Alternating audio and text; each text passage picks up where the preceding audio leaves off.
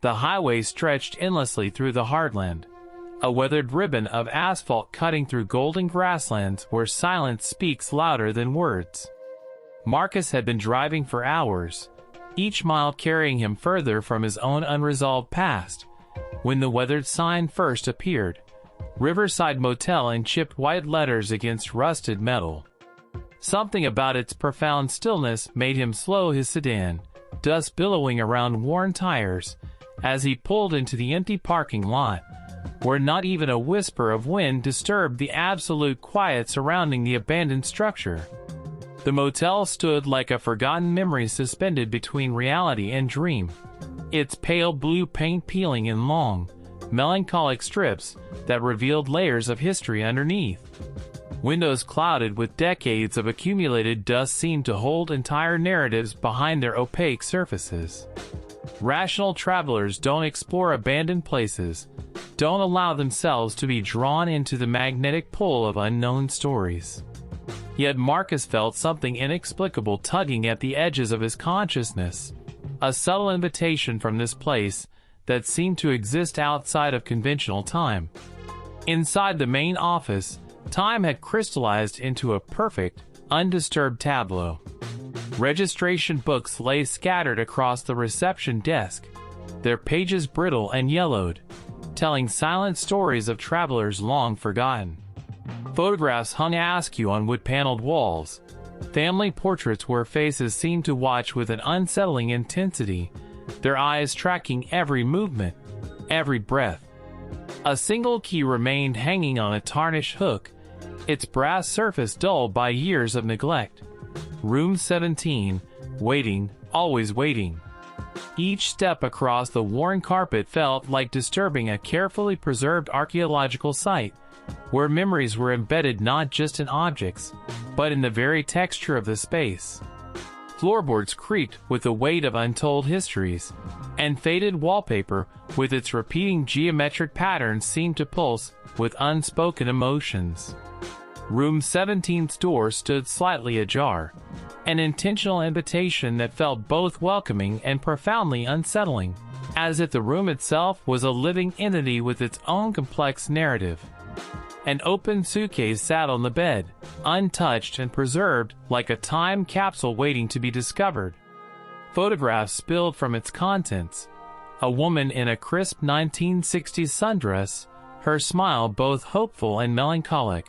Children playing near a gleaming Chevrolet, their laughter frozen in a single captured moment.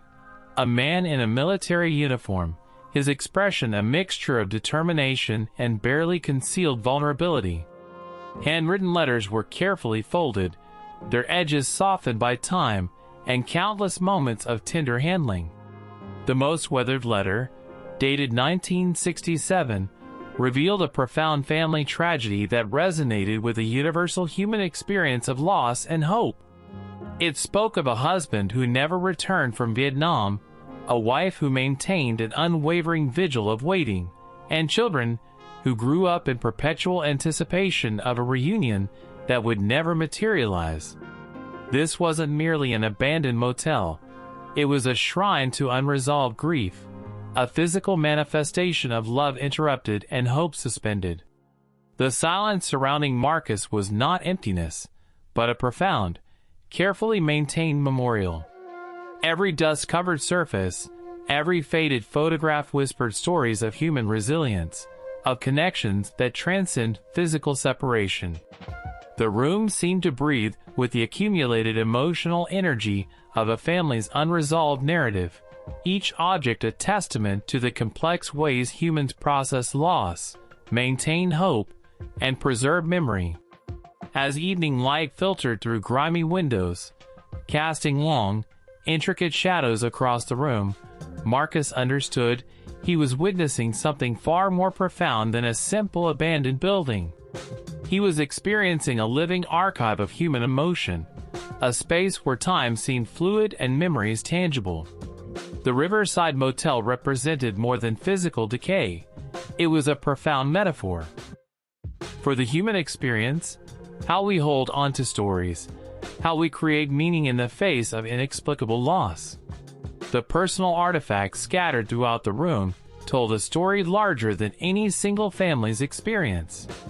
They spoke to the broader narrative of mid-20th century America, a time of profound social transformation, of wars that changed generations, of promises made and broken, of hope and profound disappointment.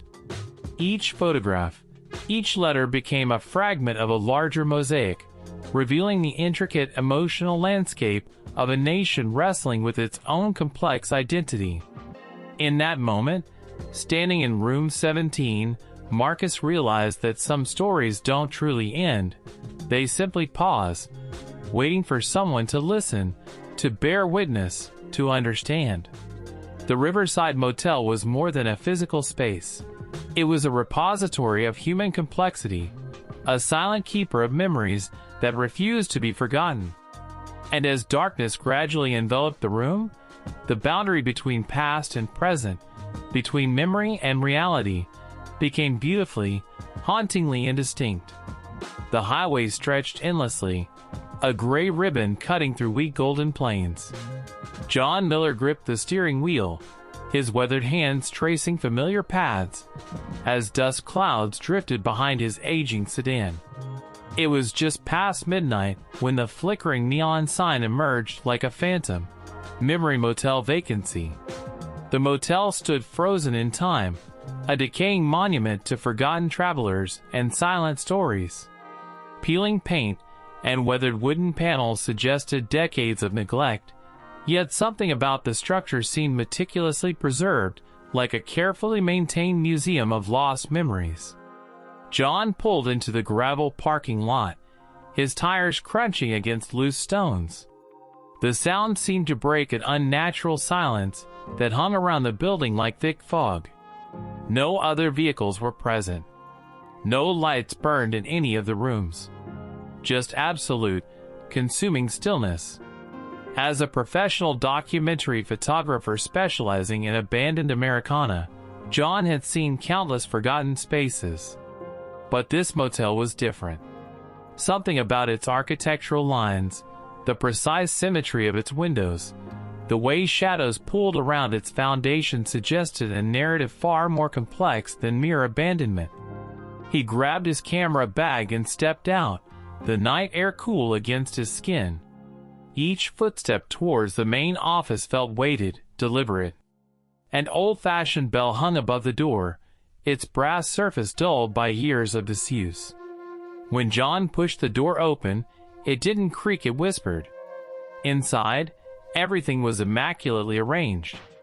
A guest register lay open, its pages crisp and unmarked. A vintage rotary telephone sat perfectly centered on the front desk.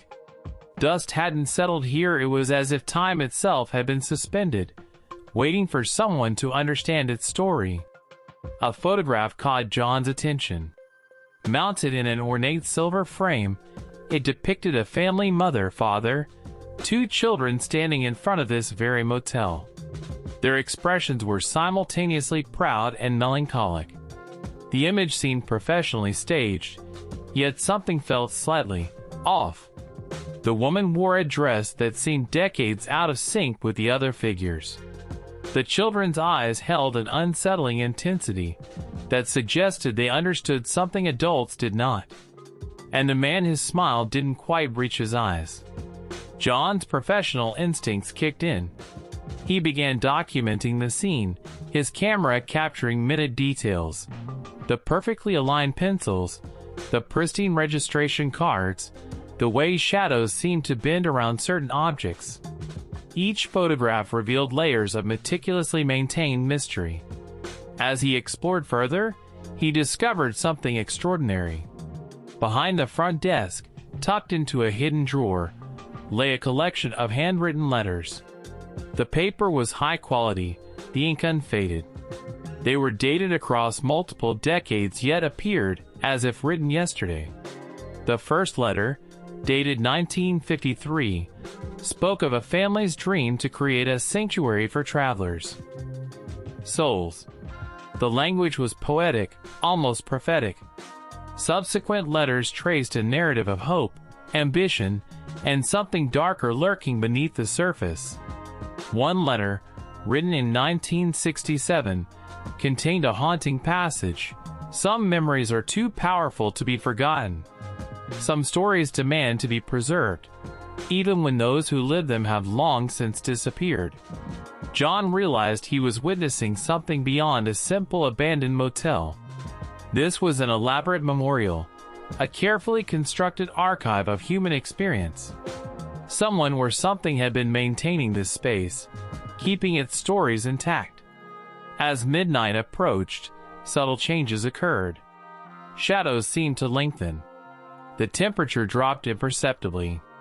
John felt watched not threateningly, but with a sense of profound curiosity. He discovered a guest room preserved like a time capsule. A suitcase lay open, clothes meticulously folded. Photographs were arranged on a dresser, showing the same family from the lobby image. But now, examining them closely, John noticed strange details. Figures slightly out of focus, backgrounds that seemed to shift. One photograph showed the motel's exterior at sunset. In the window of a far room, a figure stood watching. But when John compared it with other images, the figure was never in the same place, never clearly defined. The letters continued to reveal fragments of a complex narrative. They spoke of travelers who had passed through, of stories collected and preserved.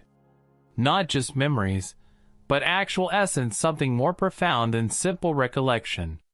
By 3 a.m., John understood he was experiencing something beyond conventional documentation. This motel was more than a building. It was a living archive, a repository of human experiences that refused to be forgotten. As dawn approached, John packed his equipment. The photographs he'd taken would tell a story, but not the entire story. Some mysteries, he realized, were meant to be felt rather than fully explained. Driving away, he glanced in his rearview mirror. The memory motel stood exactly as it had been waiting, watching, preserving its secrets for the next traveler who might understand its silent language of remembrance. The highway stretched onward, carrying its own invisible stories, just like the motel, just like memory itself. The highway stretched endlessly, a ribbon of faded asphalt cutting through golden grasslands.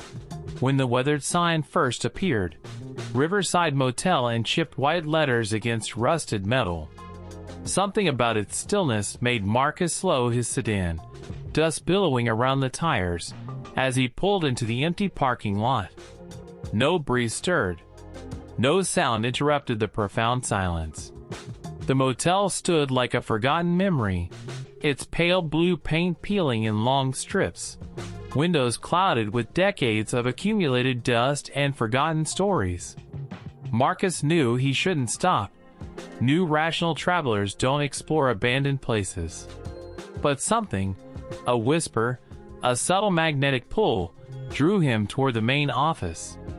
The door creaked open with minimal resistance, revealing a reception area frozen in time. Old registration books lay scattered, their pages brittle and yellowed. Photographs hung askew on wood-paneled walls. Family portraits where faces seemed to watch,